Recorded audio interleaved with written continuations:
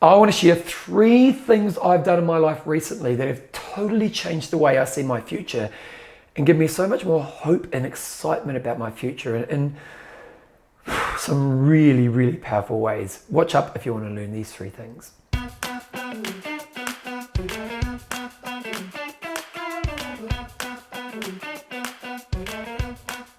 I think I have one fault in my thinking, and one fault in my thinking is sometimes I can have an insecure future thinking. And I think this is one of the downfalls of being a small business owner. When you're a small business owner, the one thing you compromise is certainty. And because you never necessarily know what tomorrow looks like. And with that in mind, sometimes it can create a bit of catastrophization in your mind. And I manage this pretty well in my life. I'm actually pretty good at it. But there are moments where this can consume me and it can become a bit of a weight on my shoulders that I have to work through.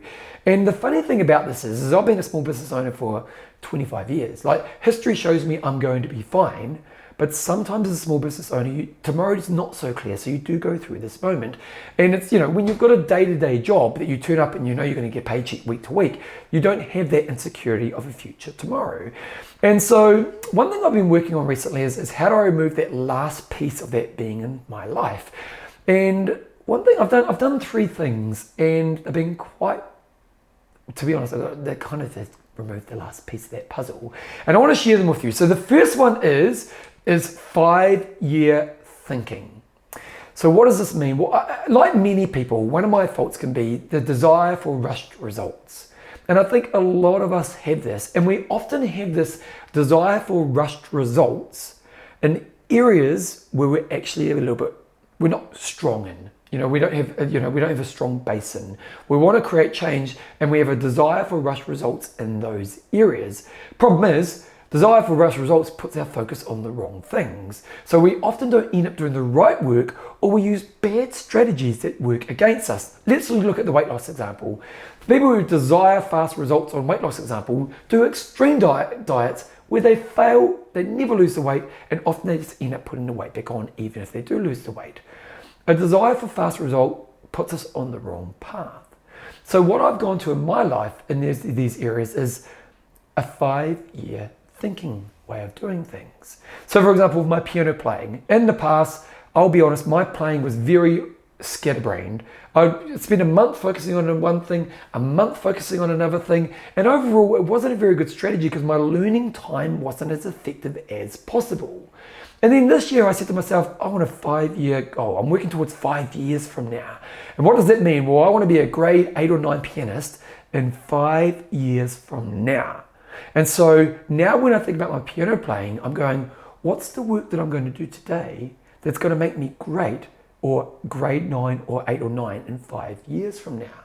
So the way I'm looking at my timeline is a much wider timeline, and it gives me a much different way of approaching the things I'm approaching. First of all, I know that if I do the work today, I can trust in 5 years from now, I'm going to be a better pianist. And actually it's been really interesting because I've been getting much better at my sight reading, and I've been noticing, man, in the last 6 months, I've been doing really focused work on my sight reading. What's going to be like in 5 years from now?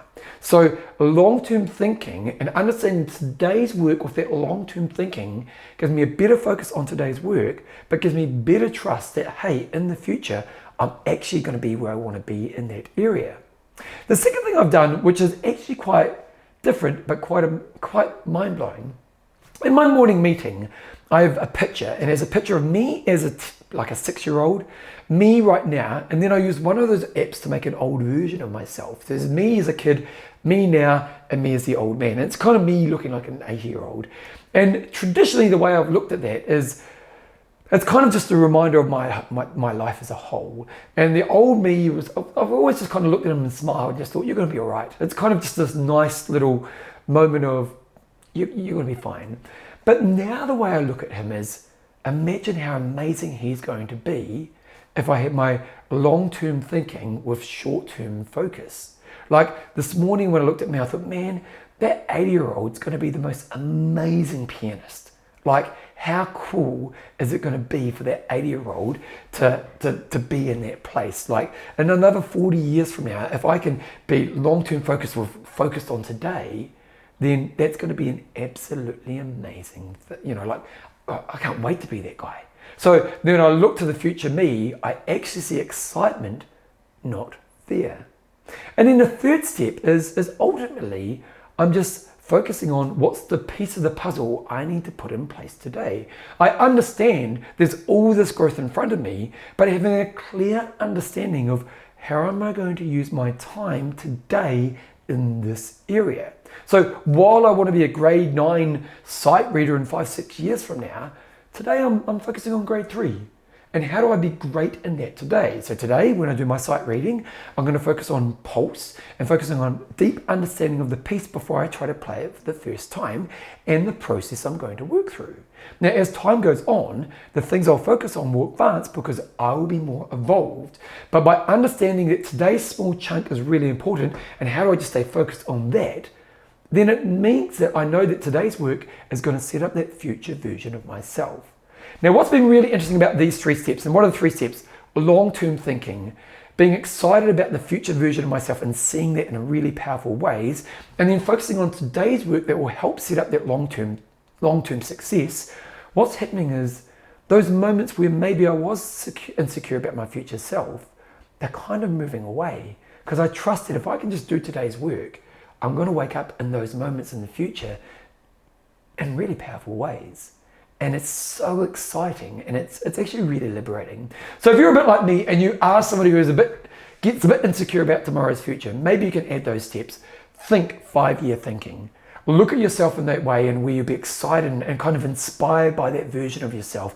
And then think about what do I do today that helps set up the platform so I'll become that person in the future. Tell you what, it's been pretty powerful for me, so it might be just as powerful for you as well.